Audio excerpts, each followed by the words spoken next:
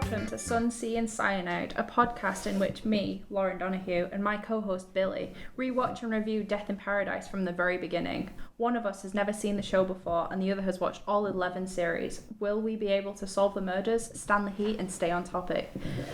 So, how are you this week?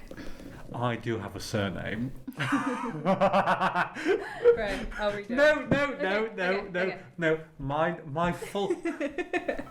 My full given name is Billy Hodgkins. You just kind of went with it and just... No, it's fine. It's usable. Sorry. It's usable. So, Billy Hodgkins, how are you this week? No, HOTCHKISS. Not Hodgkiss. How are you? I'm good. When I interviewed the mayor, he spelt my name wrong. He gave me a thing that was like, good luck in your studies, and I'm Billy Hodgkins. Oh no, that's... Oh, that is unfortunate. Oh god, imagine if he listens and sends you an apology there. Oh yeah, hi Mr. Mayor. I doubt that at this point, probably by the time this goes out, ex-mayor of Preston, because they only do a year, we'll listen to this Death in Paradise review podcast. Imagine.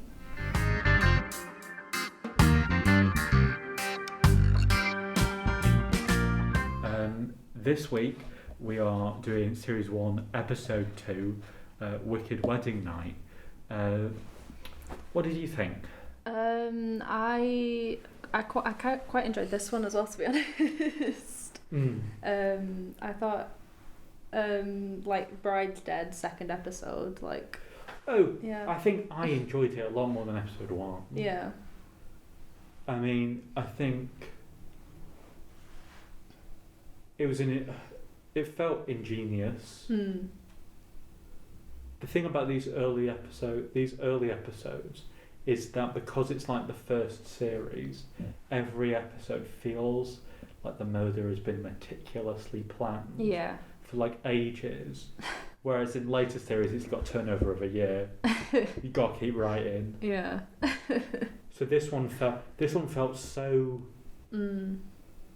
perfect. Like everything was like when it was explained, it was like, oh my god, everything made sense. Yeah. Obviously, really good, spoilers. The butler did it. Oh, it was the butler. The fact that they embraced the cliche as well. Oh yeah, totally. Totally. I don't know about you, but I noticed at least that in these first 2 episodes, check out our episode 1 review.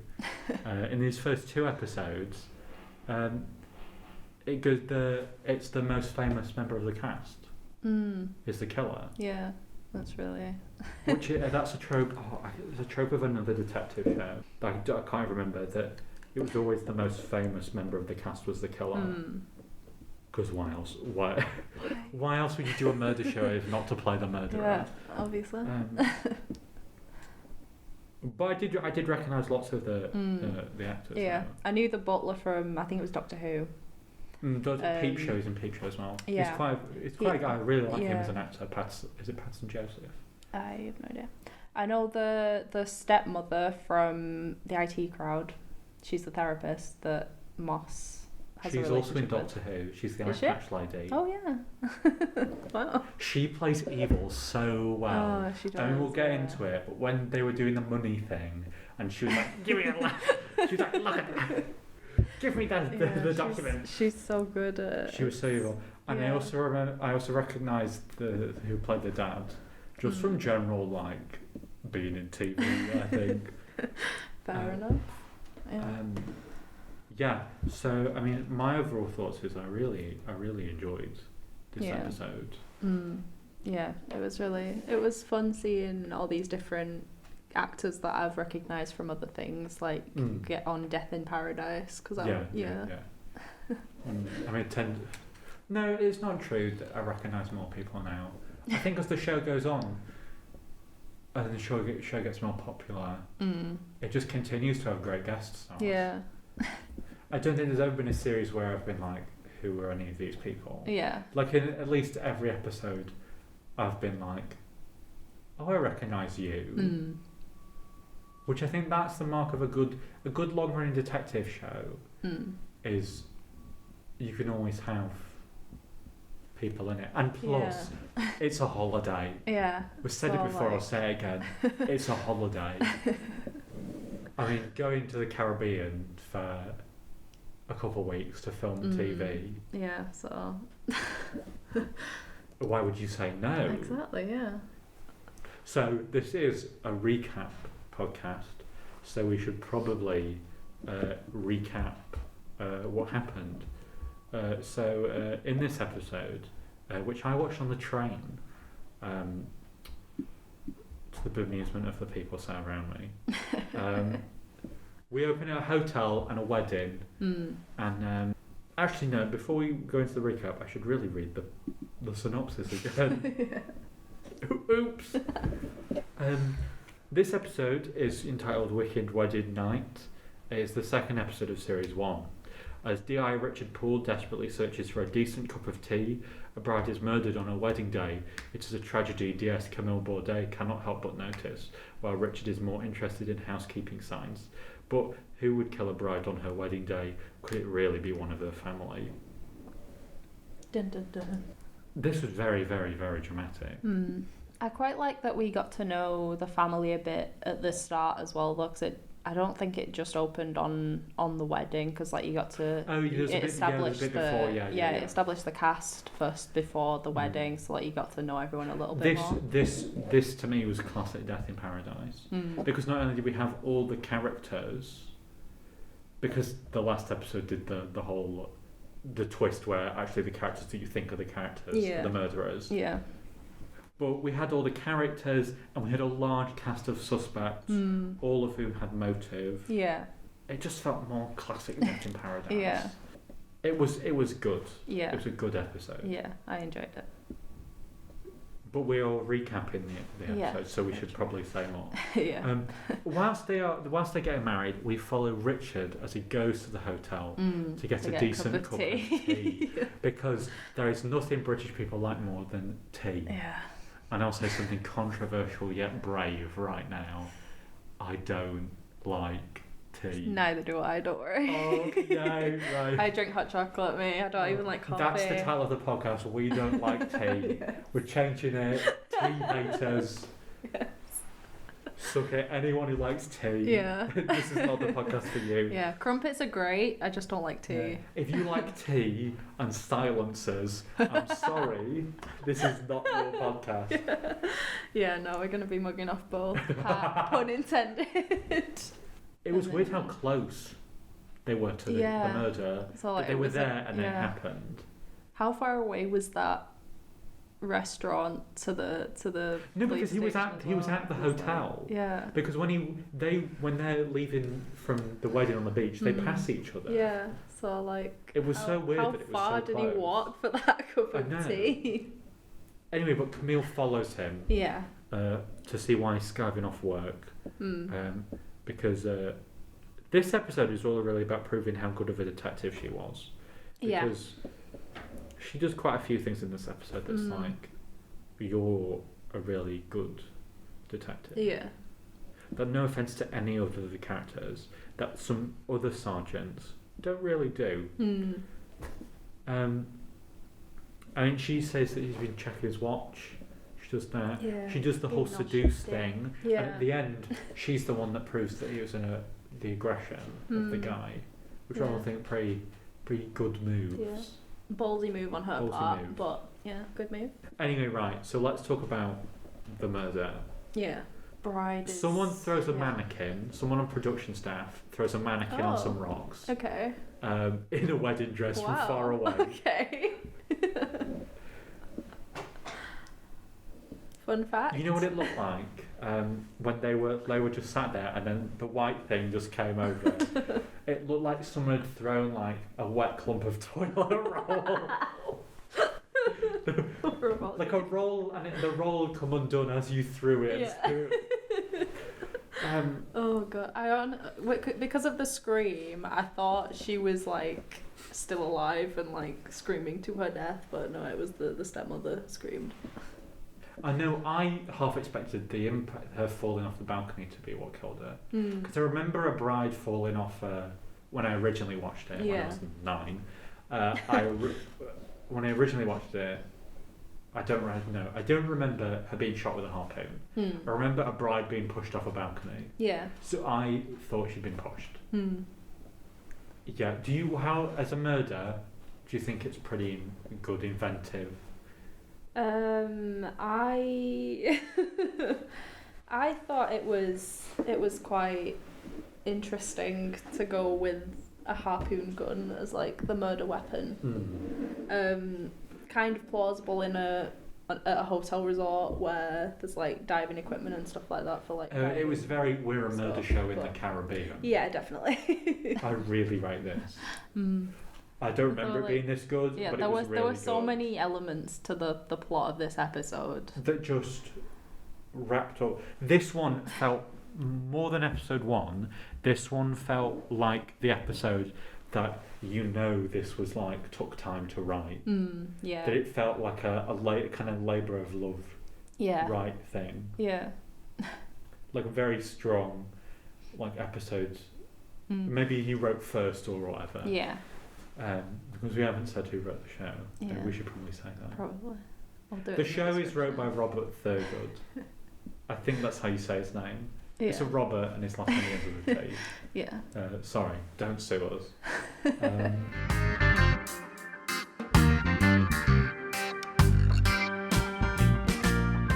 The episode continues. Obviously, we're introduced to all of the characters. And there's quite a lot of characters, so we should probably just go and talk about suspects and motive. Yeah. So, also, this is the first episode that introduced the whiteboard. Oh yeah. There wasn't a whiteboard in episode 1. There was a whiteboard in this episode. Yeah. Let's start with the family. Let's start with the husband, because there's quite a few of them. Yeah. So we should probably start with the husband. Was the husband Darren? I think so. Yes. Yeah. The Death in Paradise wiki is confirming that Darren was the husband. We're confirmed it's Darren. Okay. Did you ever suspect it was him? I don't think so, no. To be honest. I feel like maybe I did, just because they were staying in the same room and I didn't know which room she'd fallen out of, so he was kind of a suspect. Initially. So, yeah, initially, yeah. Initially. Yeah. But then again, as they said throughout the episode, why kill your wife on your wedding day? Yeah. We find out for money, probably, that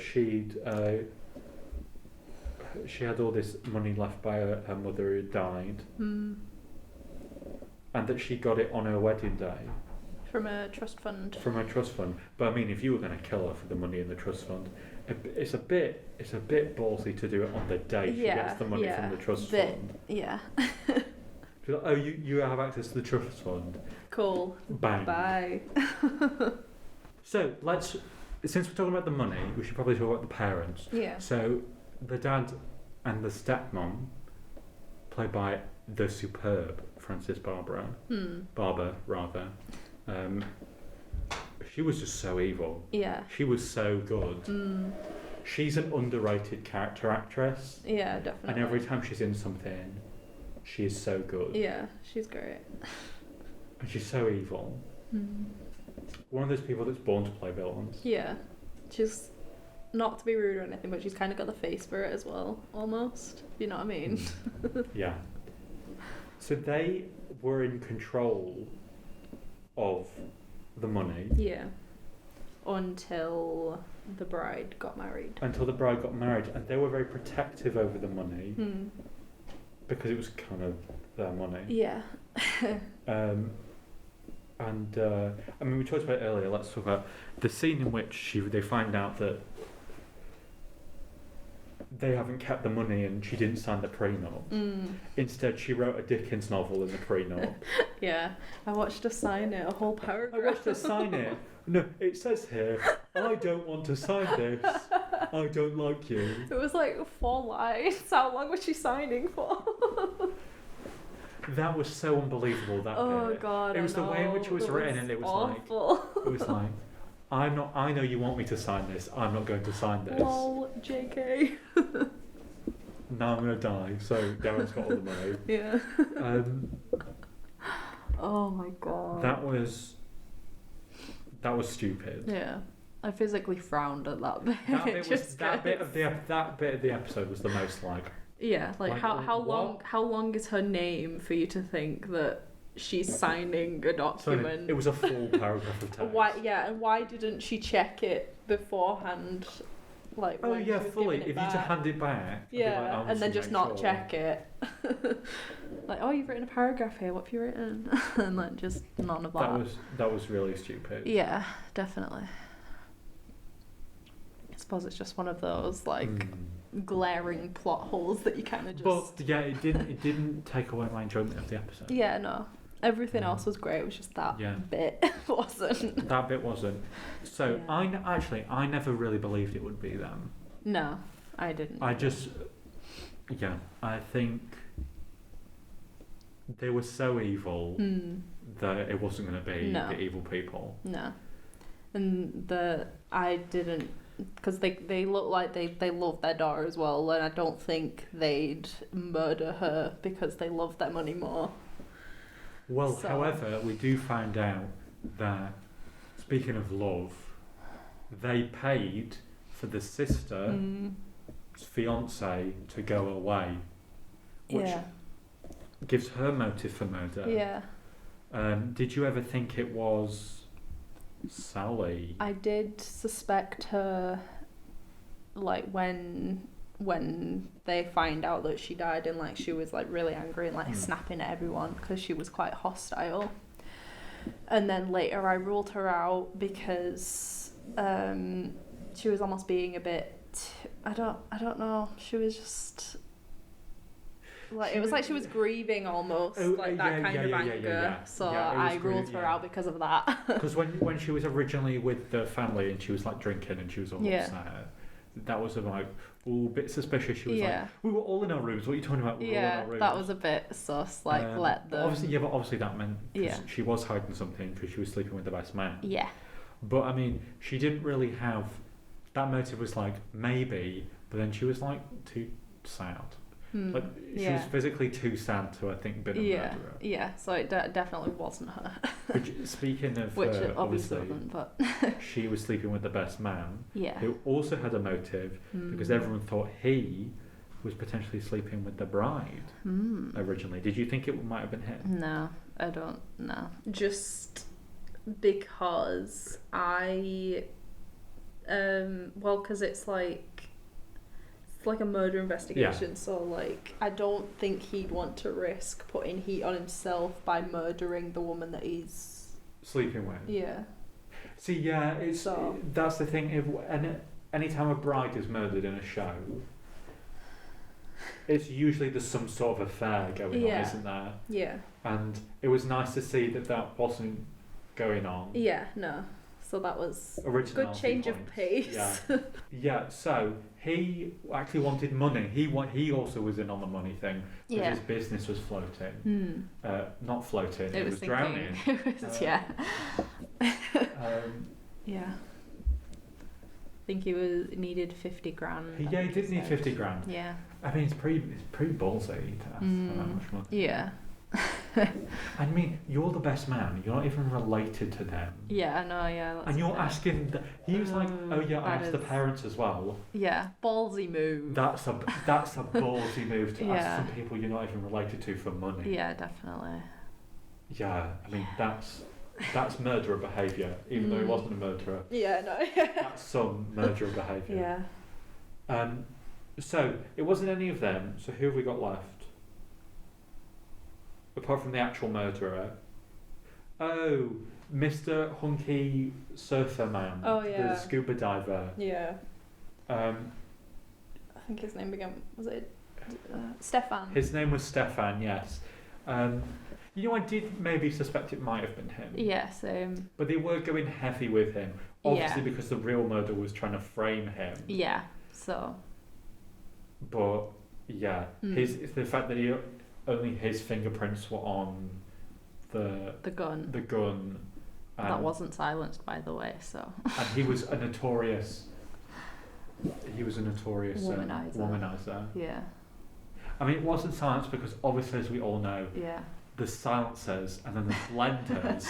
And if you put a blender on the end of your gun, then it makes even no noise. So. I mean, I did think it was him. I mean, actually, no. I want to talk about him for a second because in the last episode we talked about something that kind of didn't age. If we want to talk about something that really didn't age this episode, that whole Dwayne and Fidel eating ice creams while looking at women on the beach. I cringed so much during that scene. Oh, it was awful. I mean, it does shape Dwayne as a character. Yeah. Because he is also a womanizer. Yeah. But it was very much... it didn't hold up. I don't think. No. Speaking as a woman, no, it did not. And also, speaking of last episode, the French... This week it was the Germans. Yeah. Oh my god. And then they turned out to be German as well. Like, oh my god. Don't look at the Germans. The Germans hate us. It was just an old couple and you're the police. Yeah. So, like, bruh. They just need to steer clear of, like, the racial stereotypes. Yeah, and I do think that might continue at least for episode 1. Yeah. Anyway, there is one more suspect, which is the cleaner. However, she dies. Yeah. Margaret. She's also killed, which kind of puts her, I guess, she can't be the killer if she's dead. Yeah, no. Which leaves only one person, the butler. Yeah. Did you suspect it was ever him? Yeah, I feel like I did have something in the back of my mind, but I didn't like connect the dots because, like, when they said the gun had Stefan's fingerprints all over it, I thought that's a bit convenient. What if the murderer wore gloves? It's always the butler always did it because the butler wears gloves. And as we all know, gloves no fingerprints. Yeah. And leave no fibres. Yeah, no, yeah. So. But, I mean, again, in this episode 2, it happened in episode 1, it happens again here. The B plot, which is all this, oh, I'm British and I hate the seaside. Yeah. It's too sunny. Yeah. Comes directly into play with the murder. Which I think is ingeniously clever. It was very clever. Because it kind of engrosses the B plot directly into the thing you care about, which is the killer. Yeah. Because sometimes with the B plot, it can be like, oh, and now we have to go and talk about the personal lives of the detectives. Yeah. And for it to be part of the murder makes it worth watching. See, I prefer it when the B plot is like that, when it's used to solve the murder, because then it's like, oh, I have payoff for watching all of the B plot. Yeah. In a way. So I'm dreading when that's not going to be a thing anymore. It's when they start getting into the lovey-dovey sergeant detective relationships. I mean, when we get there, we will talk about it. Yeah, so it turns out that he shot the bride. He wasn't meant to shoot the bride. He was meant to shoot the cleaner, who he was obsessed with, but it was too sunny, so of course he shot the bride. Yeah. I had the slightest bit of unbelievability. Yeah, same. Because she was in a wedding dress. Yeah. And how would you not notice that? Yeah, no, yeah. Plus, they've got completely different skin tones as well. Yes. But apart from that, I thought it was a pretty believable killing. Yeah. And then obviously he went to then kill Margaret, who was the girlfriend of Stefan. So he obviously wanted to frame Stefan. Yeah. I mean, I believed it. He played murderer really well as well. Oh yeah. He's such a good actor. Yeah. He's got his name here, Patterson Joseph. I mean, everything he's in, he's so good. Yeah. I only really know him from Doctor Who. I can't remember who he was in Doctor Who, and I think he was one of the aliens, wasn't he? No, I know exactly who he is. Who was it? He was series one, episode 12 and 13. He is one of the Rose's opponents on The Weakest Link. Yeah, that's who he is. Yeah. And he's killed the bad wolf. Yeah. Satellite. Yeah. So he plays evil really well. He does play evil really well. Backstabber. He was in Inside Number 9, and that's a really good show. Yeah. He was when they did the heist episode that was also Commedia dell'arte. That is that's every episode of that show is just really good. Yeah. But he was really good in that. Yeah. They picked some really good actors for this episode. Oh yeah. I mean, I pretty much recognised. Well, no, that's a lie. I did not recognise everyone. Yeah. No. I recognised the majority of the cast. The cast, yeah.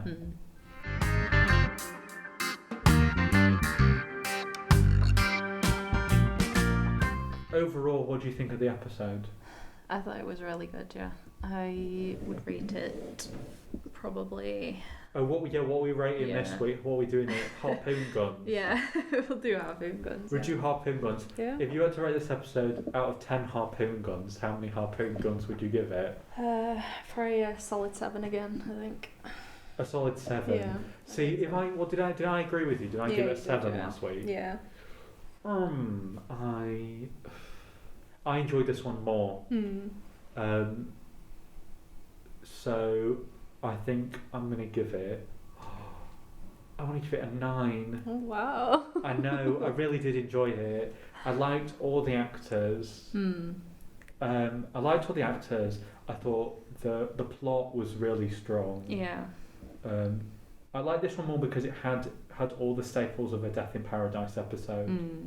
I mean, Catherine's here. Yeah. Making a grand entrance. And making a very good cup of tea. Yeah. Oh, I find it funny that that's how you first introduced to the character. Because she can make a good cup of tea. I know, it's weird because obviously Camille does eventually, spoilers, leave the show. Yeah. And she's her mum, and so her role has kind of matured because in this first series and in this first couple series, she is only Camille's mum. Yeah. So, she's not as important of a character. Yeah. She's the icon that she later becomes in the series. Yeah, I mean, I think this is a classic episode of Death in Paradise. Yeah. It's rewatching the show though, I'm looking out for, because the island is small where it is filmed, I defo recognised that hotel. Like, we've been there before. Yeah. We will go there again. So I'm waiting for it to show up again. Because there's quite a few murders in hotels on this show. Okay. And I don't believe there's that many hotels on the actual island. Yeah. So I quite like that they have to reuse the sets in a way, just because it feels like an island. Yeah, I mean, as we're doing the show, I think I'm making a list of all the kind of locations, because since I have been watching it since it first aired, I have been interested to see kind of all the locations that there are, because there are so many episodes and so many locations that I think it'd be funny just to see how many places there are. Yeah. Because there's like 1,000 farms and 1,000 manor houses and markets and churches and mayors and council members and archaeology digs and schools and I've already said churches and police stations even where people are being killed. And so, but then according to the commissioner, it's a very, very tiny island that doesn't even have its own forensics facilities. But it has about 1,000 manor houses. Yeah. Anyway, yeah. So next time is a murder in a school. Mm-hmm. Are you looking forward to it next week? I am, yeah. Yeah, I'm really looking forward to it. Cause you enjoying it? Because obviously you haven't seen. It's been a solid start so far. Yeah, I mean, for a TV show, I think it's pretty strong first couple episodes. Yeah. I am excited to get this ball rolling. Yeah, I'm glad that I'm revisiting now that I'm older, because like I've obviously just watched the first 2 episodes that I watched when I was younger, and it's nice to like revisit it, and yeah, it's a nice show. It's that's obviously I mean, there was such a good episode of television. Yeah. But it's one of those shows that you can just watch, and you don't really have to think about it. I mean, obviously it's a murder mystery. Yeah. But it's a wash over you show. Yeah. And it's always good to have a wash over you show, because there are a lot of murder mystery shows that are very, very serious. Yeah. And I like a serious murder mystery. Yeah, about human trafficking and police corruption. Obviously, I'm talking about Line of Duty. But it's nice to have one that's fun. Like Death in Paradise, it's sun, sea and sand, and it's... And murder. Murder. And it's nice, it's warm. It's the family-friendly version of murder. Yeah. Join us next week when we'll be watching episode 3. And in the meantime, have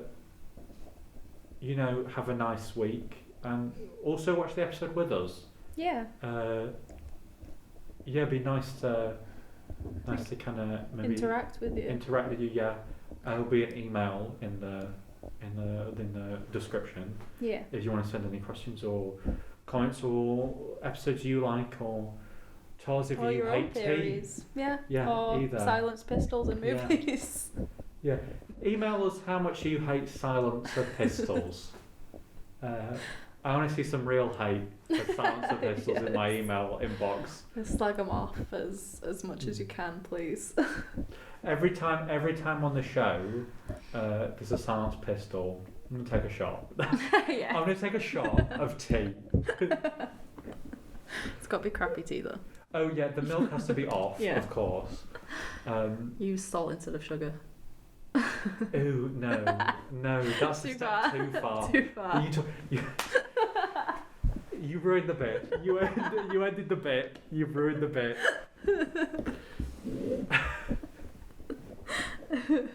It was fun. Now it's over. End of podcast. Yeah. So see you all next week. Thank you for listening. Yeah. Bye. Bye.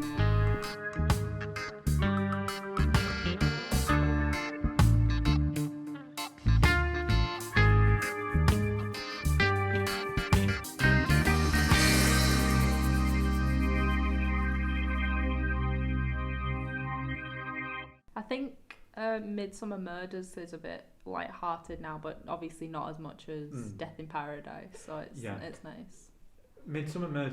I think Midsummer Murders is more stupid, because even though I'm like, there can't be this many houses on this small island, that's one town, that's a village. I know. And that's been going for, I'm pretty sure that's been going on way longer than Death in Paradise. It definitely has. Why would you even move? Honestly though, why would you even move there? Very like cheap housing and stuff because of all the murders. I know.